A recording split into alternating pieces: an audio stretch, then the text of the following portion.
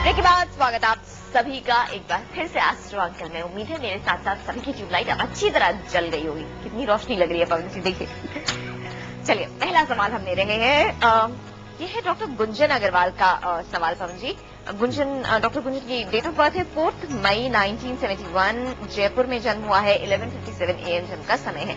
और डॉक्टर गुंजन ने एक बात लिखी जिससे मैं पूरी तरह सहमत हूँ। ये कहते हैं कि बहुत अच्छा काम आप कर रहे हैं पवन जी, और आप जिस तरह से एस्ट्रोलॉजी का आपने नया रूप लाया है ना, उससे लोगों में एक जो सुपरस्टिशन था ना एस्ट्रोलॉजी को लेकर, वो कहीं ना कहीं खत्म हो गया है। इसको एक नए और वैज्ञानिक तरीके से देख रहे हैं। मैं पूरी तरह से सहमत हूँ डॉक्टर गुंजन आपसे। फिलहाल ये बोलते हैं कि ये MBBS डॉक्टर हैं, अभी तक की नौकरी कर रहे थे, पर अब ये अपना ओन क्लिनिक स्टार्ट करना चाहते हैं।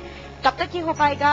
साथ ही कहते हैं कि मेरे को अम्बिलिकल हर्निया का प्रॉब्लम है और लेफ्ट नॉस्ट्रल इनका ब्लॉक है एक एक्सीडेंट की वजह से। उसका ऑपरेशन ये कब तक करवा रहे? आपका जो लोअर एब्डोमेन और इंटेस्टाइन्स का जो पोर्शन है ये बहुत ज्यादा वीक है, लेकिन अब फॉर्चुनेटली अच्छा वक्त शुरू हो रहा है इस 26 मई के बाद। तो अच्छे से अपना जन्मदिन मनाइए मई के महीने में, और 26 मई के बाद जब चाहें आप हर्निया का भी ऑपरेशन करा सकते हैं और नाक का भी करा सकते हैं, और दोनों बिल्कुल ठीक हो जाएंगे। लेकिन चूंकि मंगल और राहु की युति है खास जो परेशान कर सकती है इस पोर्शन में, इसलिए हमेशा ध्यान रखिएगा कि कभी भी कॉन्स्टिपेशन ना हो, जिसकी संभावनाएं बहुत ज्यादा है कुंडली में।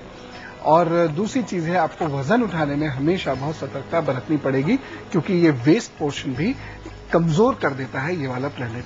तो बाकी तो आप सब जानते हैं। और आपका मुख्य जो ये नहीं जानते वो ये है कि इनका क्लिनिक अपना कब तक शुरू होगा। अच्छा, हाँ, वो तो भूल ही गए। मेरे ख्याल से 9 नवंबर 2010 तक बहुत ही अच्छा वक्त है।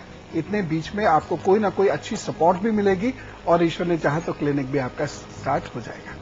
और अगला सवाल जो हम ले रहे हैं पवन जी, ये ले रहे हैं अनुराग मोहन का, लखनऊ से। उन्होंने लिखा है हमें, इनकी डेट ऑफ बर्थ है 14 मई 1974। 9:15 सुबह जन्म के समय है। लखनऊ में जन्म हुआ है अनुराग का। ये कहते हैं कि अगस्त 2007 तक इनके पास जिंदगी में हर वो चीज थी जो ये चाहते थे, लेकिन उसके बाद से जिंदगी इनके हाथ से निकलनी शुरू हो गई है। इनकी नौकरी चली गई है, बहुत ज्यादा एक कर्ज में है। उसके बाद से कोई भी ऐसी नौकरी नहीं मिली जो 6 महीने से ज्यादा चली हो। फैमिली रिस्पॉन्सिबिलिटीज हैं, ऊपर से कर्ज वगैरह, इन सब के चलते बहुत ज्यादा परेशान है। जाना चाहते हैं कि कब तक ये फाइनेंशियली स्टेबल हो पाएंगे। देखिए अनुराग जी, आपका मुख्य ग्रह है बुध और आपके इष्ट है माँ।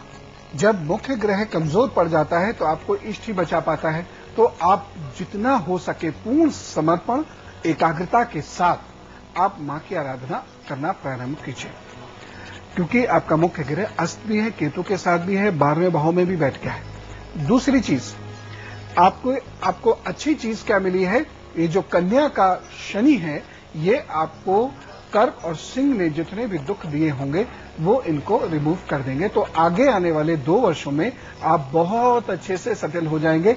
इसलिए हिम्मत बिल्कुल नहीं हारनी है।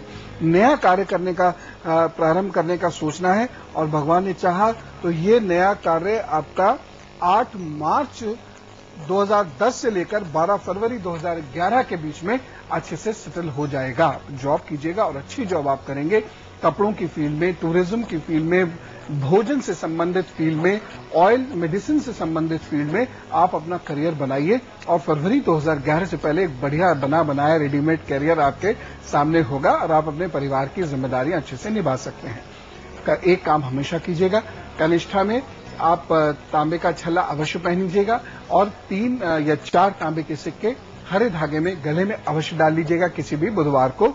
और उसके साथ साथ जो इमीडिएट प्रॉब्लम से निपटने का एक बहुत बढ़िया सोल्यूशन है वो ये है कि हर शनिवार को एक अखंड दीपक जलाया कीजिए जो मंगल तक जलता रहा करे, और ऐसा कम से कम 1 वर्ष तक कर लीजिए। ईश्वर ने चाहा तो ये 1 वर्ष आपके लिए कुछ बहुत विशेष खुशियां ले आएगा। और यहाँ खत्म सवालों का सिलसिला। बढ़ते हैं आगे दैनिक राशिफल की ओर।